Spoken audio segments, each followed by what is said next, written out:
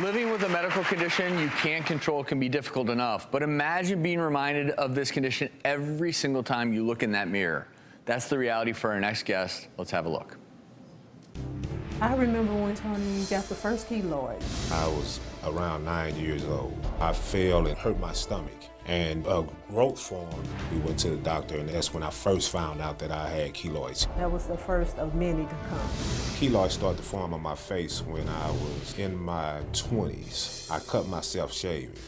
You wouldn't believe it that a razor cut turned those into such terrible looking sores on his face. I had surgery, and the more surgery that I had, the bigger they came back. I am a youth development teacher. I've been working in education for about 30 years.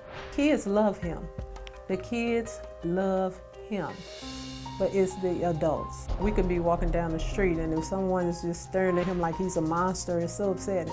When the keloids first formed the way that they are, I secluded myself.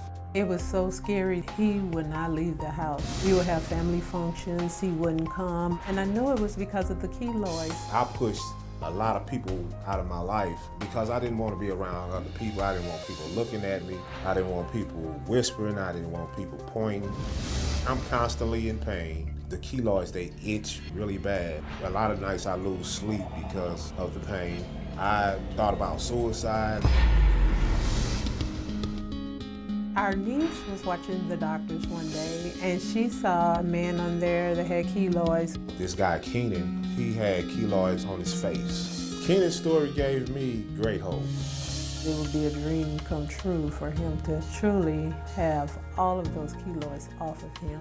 He would be much more confident than he is because he's still in the shell. And I just want him to come out that shell and to let everybody see the Tony that we know and love.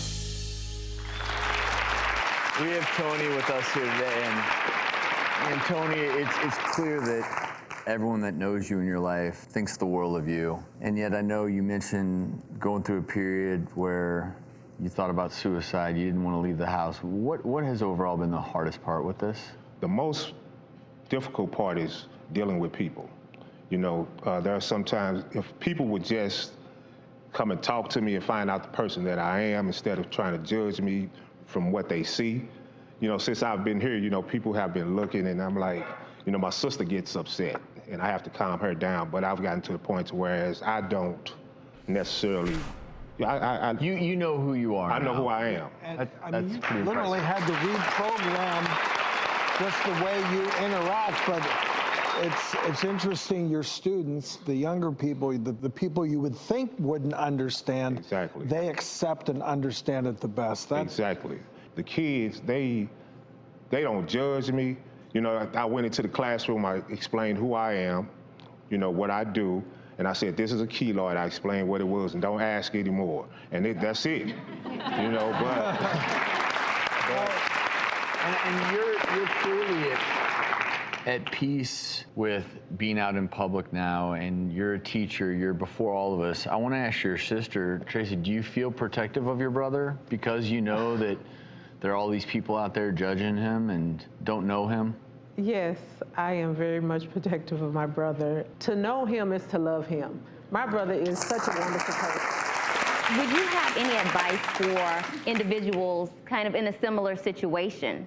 my advice is to, you know, just be who you are, you know, accept it, and I'm hoping that there is some kind of solution to this. We did send Tony to meet with Dr. Ordon to see what help might be out there. Take a look.